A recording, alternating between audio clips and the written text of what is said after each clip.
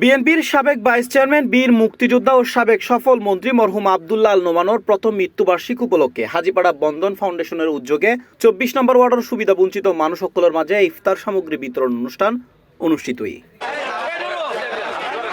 পয়লা March বিকাল ৩টায় মরহুম আবুল কাশেম সওদাগরের বাড়ি সংলগ্ন মাঠে অনুষ্ঠিত অনুষ্ঠানত সভাপতিত্ব করে জাবদুল ইসলাম রবি, যৌথ সঞ্চালনা করে ফাউন্ডেশনের উপদেষ্টা আবুল হায়ের ও সাংগঠনিক সম্পাদক নুরুল ইসলাম।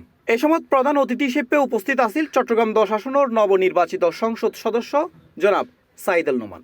আপনারা প্রাণ ভরে মন ভরে প্রয়াত আব্দুল্লাহ নোমানকে এবং তার সন্তানকে বিজয়ী করে আপনাদের সামনে নিয়ে এসেছেন।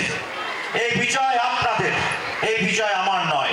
এ সময় আরো উপস্থিত আছেন হাজীপাড়া সমাজ কল্যাণ পরিষদের প্রধান উপদেষ্টা সালেহ জহুর বাবুল, প্রধান সর্দার ইকবাল হোসেন, অর্থ সম্পাদক আবুল বারেক, সমাজসেবক নুরুল ইসলাম বাদশাহ, প্রবাসী কোরশেদুল আলম বাবু, আব্দুর রাজাক সর্দার, ডবলমুরিং থানার ওসি জামাল উদ্দিন খান ও অন্যান্য নেতৃবৃন্দ। উক্ত ইফতার বিতরণ অনুষ্ঠান সামাজিক সৌহার্দ্যপূর্ণ পরিবেশে অনুষ্ঠিত হয়। হাজীপাড়া বন্ধন ফাউন্ডেশন ২০২৬ সালের বন্যা ও শীতকালীন ত্রাণ, করোনা সহায়তা, ক্রীড়া প্রতিযোগিতা, অসুস্থসকলের আর্থিক সহযোগিতা, ইফতার ও ঈদ উপহার বিতরণের মাধ্যমে সমাজসেবা হাজগিন গড়িয়াইর। ১৬ আসনের মধ্যে ইয়াং জেনারেশনের মধ্যে সবচেয়ে বড় উচ্চশিক্ষার শিক্ষিত হিসেবে আছেন এমপি হিসেবে। ওনার কাছ থেকে আমরা আশা করব আমাদের নেক্সট জেনারেশন যারা শিক্ষিত, যারা লেখাপড়া করতে চাই, যে কোনো সময় সহযোগিতা করতে পারবেন।